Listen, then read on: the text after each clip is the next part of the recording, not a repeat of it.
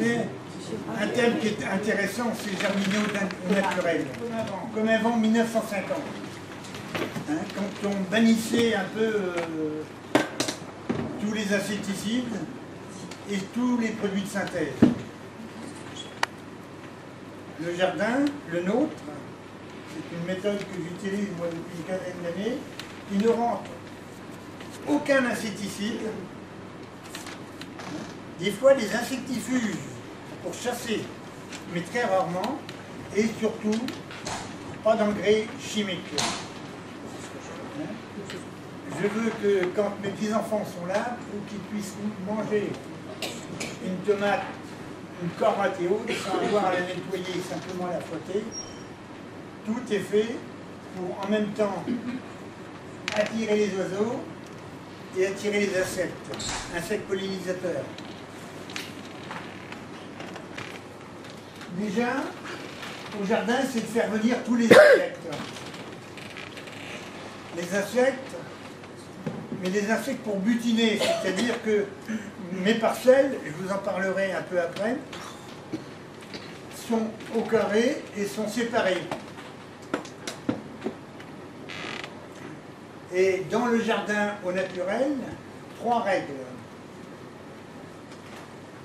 Jamais de plantes de la même famille à se suivre d'une année sur l'autre. Ils ont les mêmes maladies, les mêmes prédateurs. Jamais de plantes de même exigence.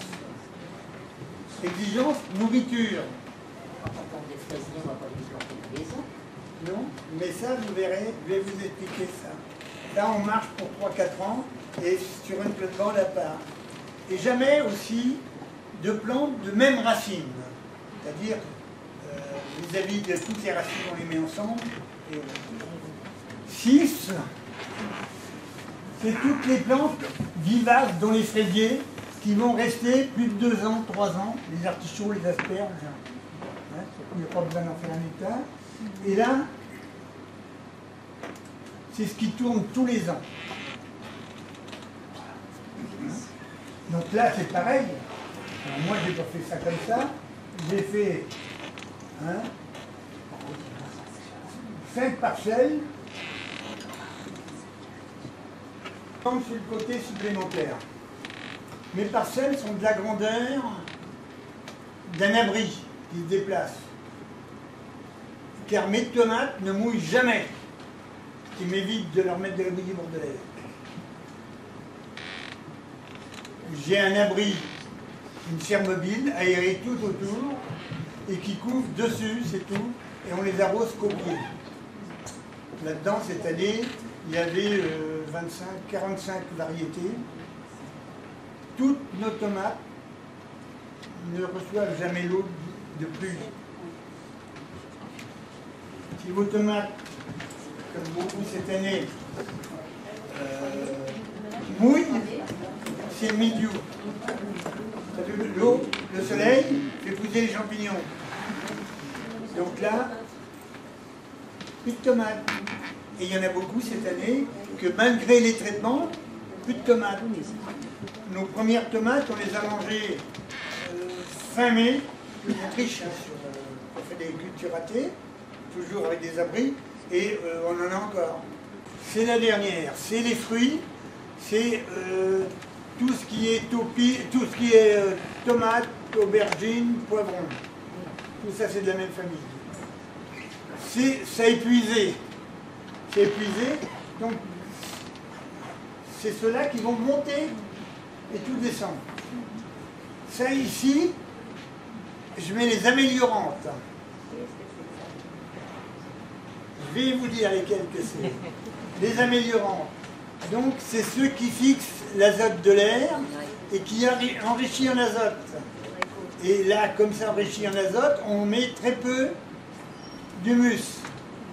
Dans les carrés, là on met 3 brouettes, la brouette 40 kg, disons, on met 3 brouettes de compost, du bon compost. Là ici, après, là-dessus, passent les exigeantes.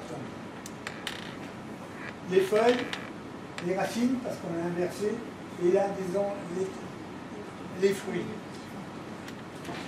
Mais là, pareil, hein,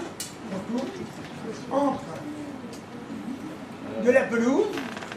J'ai un chef de culture qui se promène tous les pieds nus. Donc et en même temps, l'herbe coupée sert au paillage et au compostage. Donc c'est de l'herbe.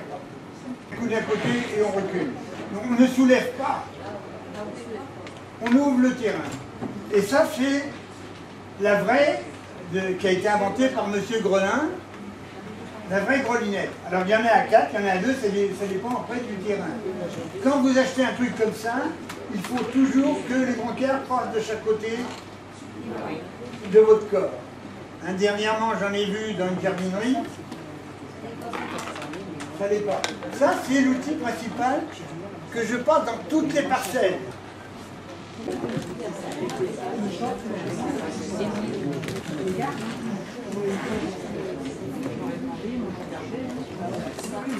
Ça, c'est un très vieil outil.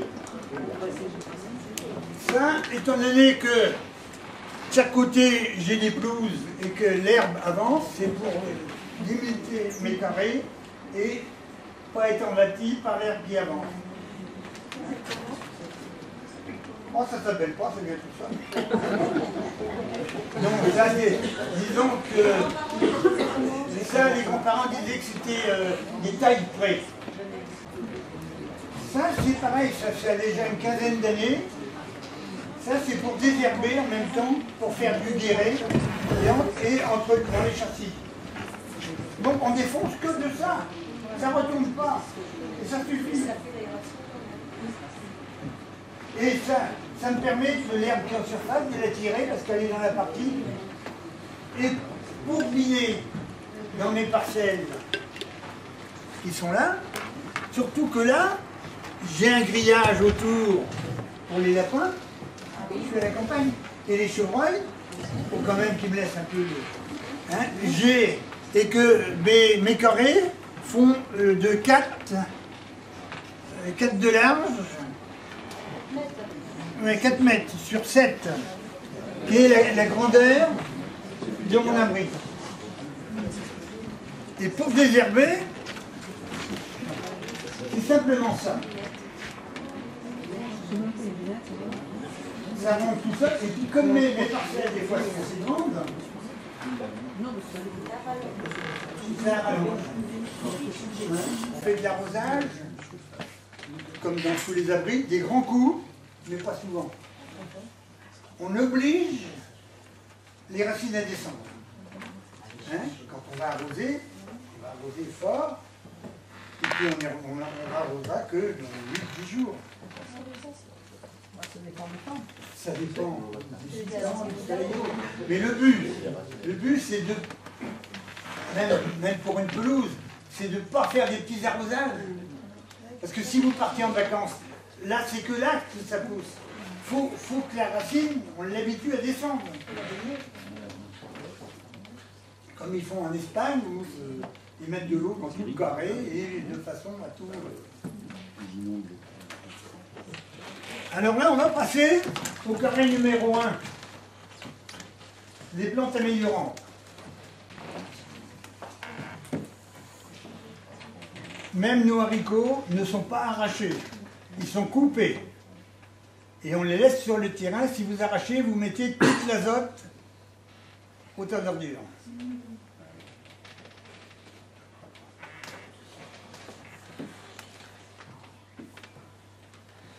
Ça, c'est tout ce qu'on appelait avant les légumineuses, c'est toutes les fabacées.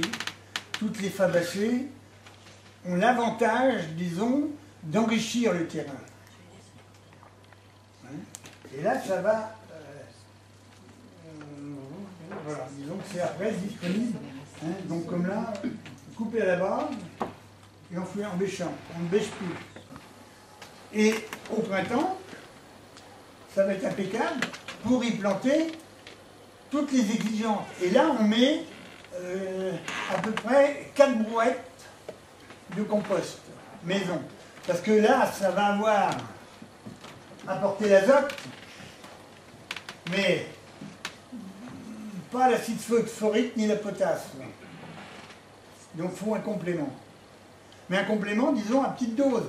L'azote, pour les plantes, c'est ce qui fait le verre, qui fait pousser. c'est l'apéro, c'est le ricard. Hein, ça ouvre l'appétit, mais ça ne nourrit pas. Et là, disons que quand vous mettez le compost, après, vous allez pouvoir mettre toutes les plantes exigeantes. Les plantes exigeantes, ben c'est tout, céleri rave, céleri branche, tous les choux.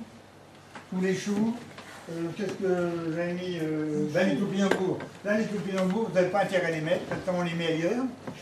Parce qu'à chaque fois qu'il enlève des morceaux, et ça nous pose des problèmes. Où il y a eu des topines une fois, il y en a toujours. Donc les topinambours ne sont pas mises, et les pommes de terre, on ne les met plus non plus, on les met sur une autre parcelle à 4 rotations. Qui est pour, en même temps, où sont les poireaux, ça tourne, les haricots demi-secs, disons que tout ce qui est conserve et culture d'hiver. Donc c'est plus mis dans ces petites parcelles-là.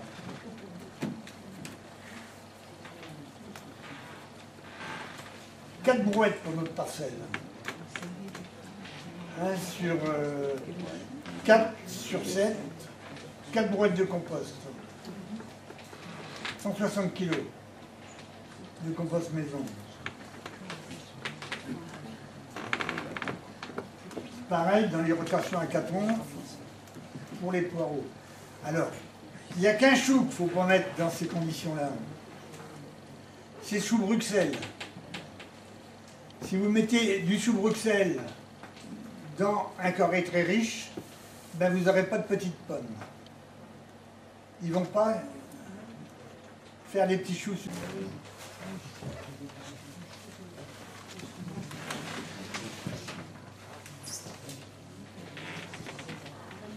Alors les plantes racines. Les plantes racines, on a inversé. C'est-à-dire que maintenant, je les mets dans la 4 et là, je mets l'ail et les oignons.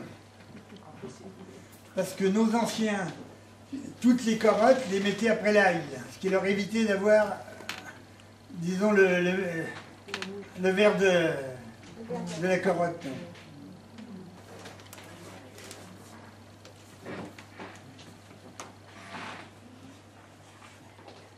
C'est celui maintenant qui est en 3.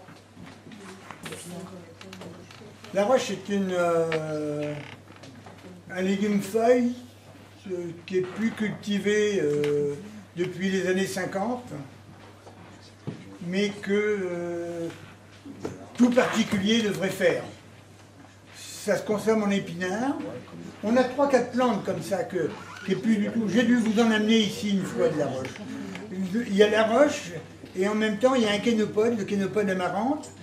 Ça se mange en même temps les pointes en salade et les feuilles en épinards. Mais les arroches, cette année, on a la roche opéra qui est une feuille très très foncée et une blanche. Ce sont des plantes qui montent à 1,50 m, presque 1,75 m, avec plein de feuilles tendres. Et c'est très très très très bon. Le sol a été épuisé. Là, on remet du compost, épuisé par les racines et autres. Et là, on met 8 brouettes de compost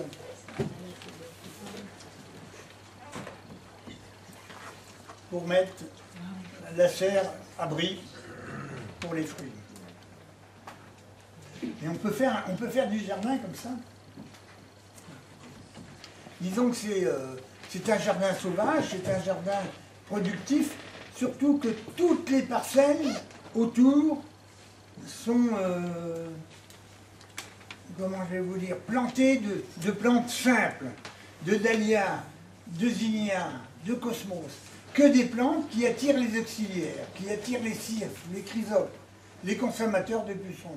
On n'a plus à traiter du tout. Quand le cycle se fait bien, on a quelques petits problèmes, j'en ai vu ce matin, c'est dans les carottes, il va falloir qu'on arrache.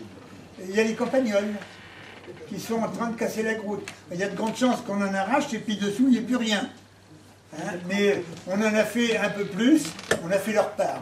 Mais maintenant, ce qui reste, c'est la nôtre. Hein, mais disons que ça va être, c'est en même temps que près du Pérou. Vous connaissez? Ça, on fait une confiture géniale. Et il y a plein de variétés. C'est un physalis. Physalis peruviana. Donc là, on a fait nos 5 rotations. C'est-à-dire que là, malgré le compostage qu'on a mis, on a épuisé. Donc le 1 reviendra là. Et on réenrichit avec tous les fabacées. Jamais, jamais deux plantes de la même famille à se suivre. Ils ont les mêmes maladies, les mêmes prédateurs. Et en même temps, disons, ils prennent à peu près les mêmes choses. Hein, comme, alors, il y a, vous allez tomber sur des livres où il y a les plantes associées. Eh bien, dans les plantes associées, c'est très très dur à gérer. Parce que on a, disons, des bonnes et des mauvaises rencontres. Le fumier de poule, disons que c'est comme le ricard. Ça ouvre l'appétit, mais après ça brûle. Hein, disons que c'est trop puissant. C'est comme un engrais de guano. Et attention, ça fait que de la verdure. Si vous en mettez à des radis, vous aurez des feuilles. Parce que la motobineuse, elle vous fragmente tout ce qui est vivace. Hein, les chiens dents à boules, les chiens dents, les lisons, tout ça, c'est fait exprès parce que quand ça tourne, hein, ça tourne seul. Et quand on met du paillage dessus, le mieux c'est du paillage ou de la pelouse qu'on a fait sécher. Jamais de pelouse verte.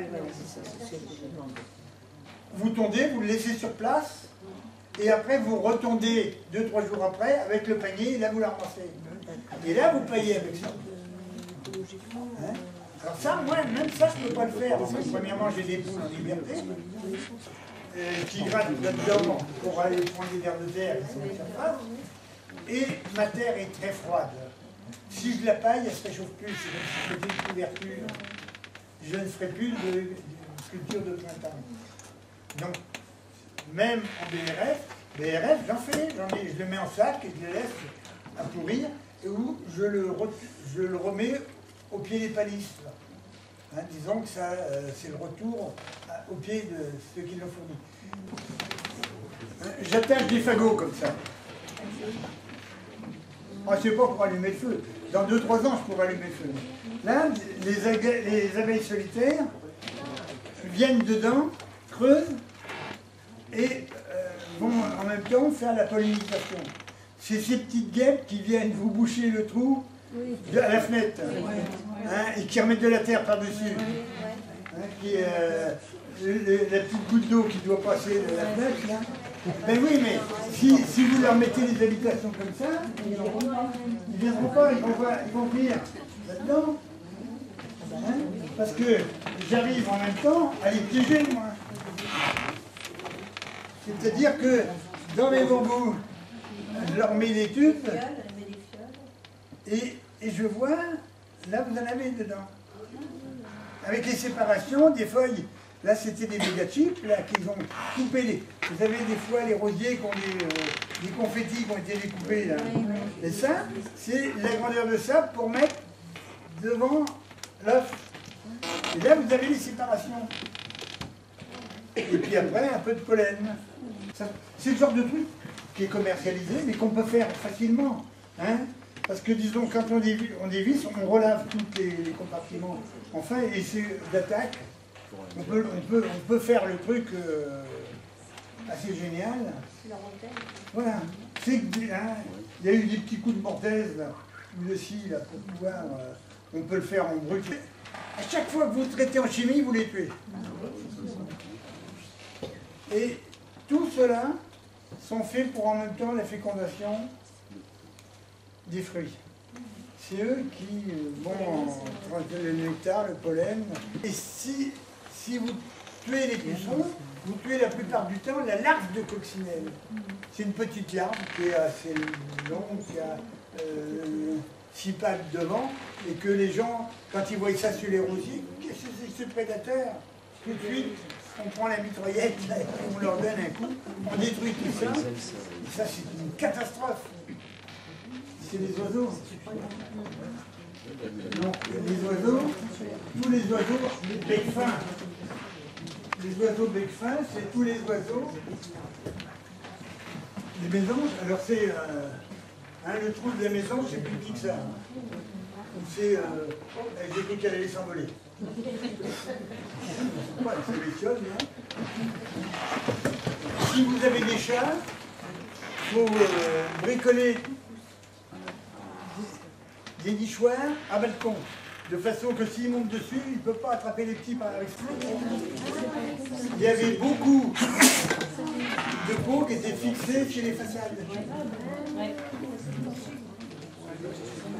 Un trou de 27.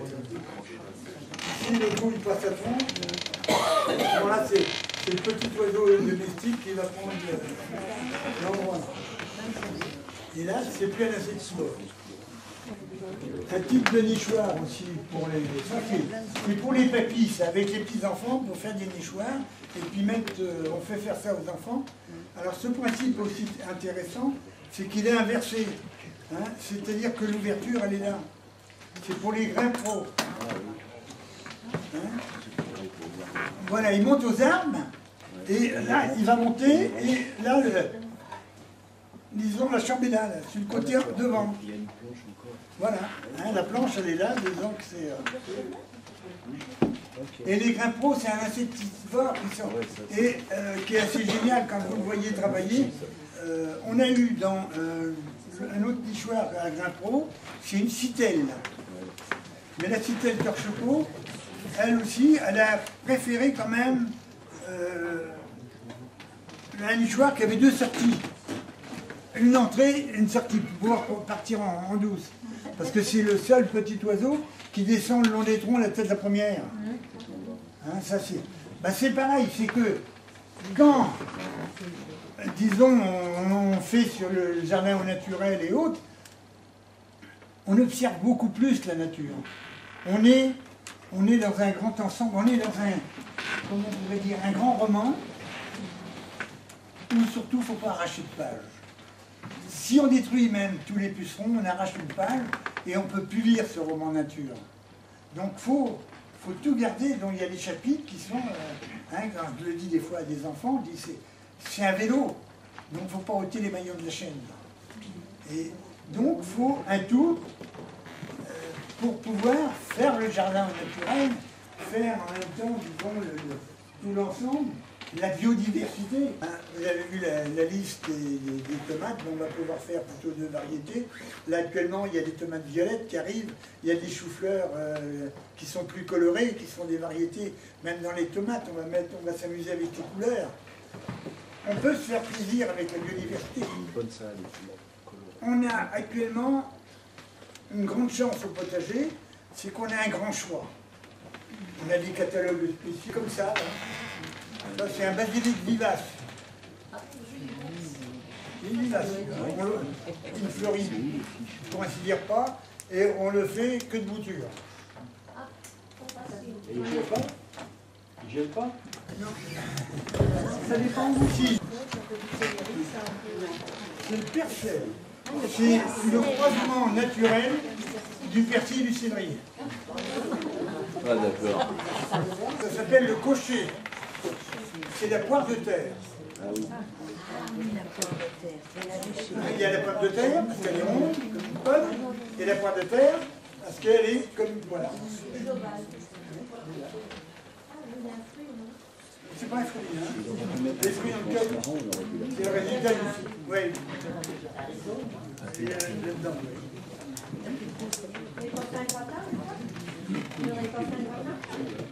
Pas encore. On va pouvoir.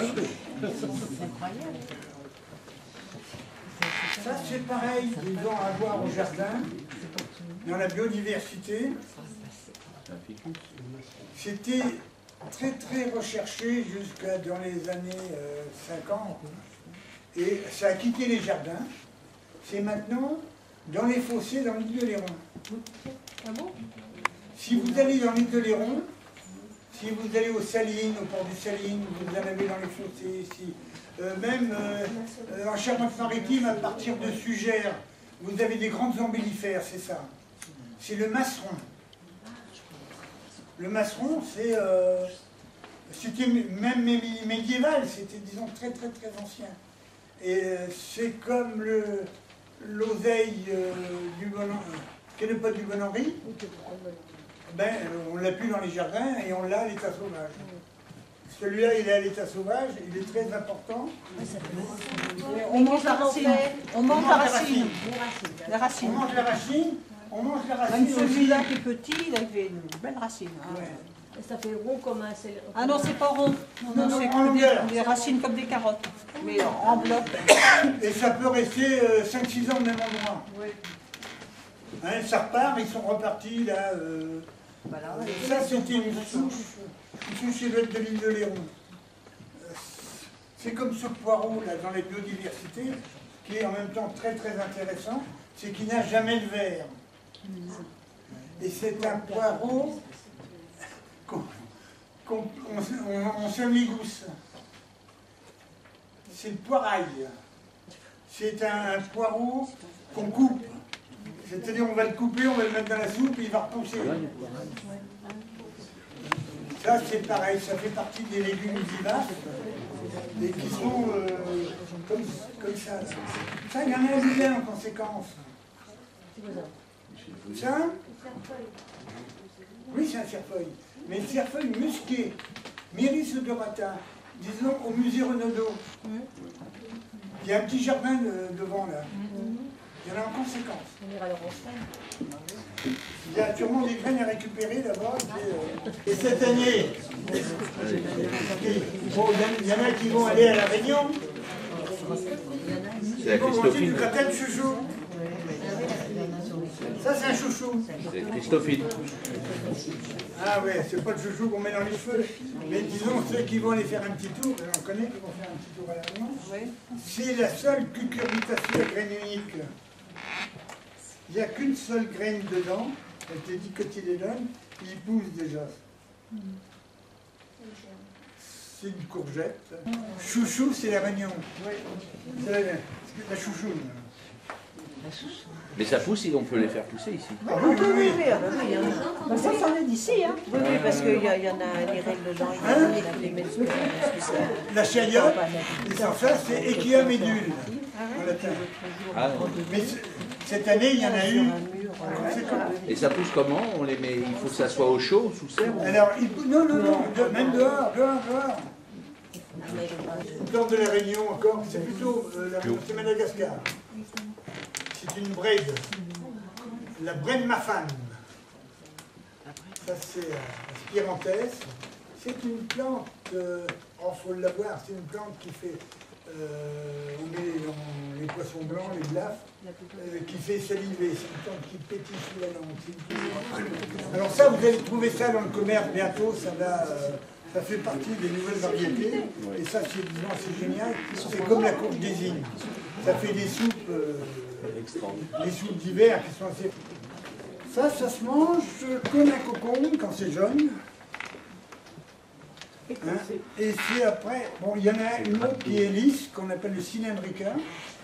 Et ça, vous connaissez ça. C'est pour gratter le dos après. Quand c'est éponge et C'est pour atteindre où on ne peut pas atteindre avec la main. Hein? C'est vendu en pharmacie. Les loufas.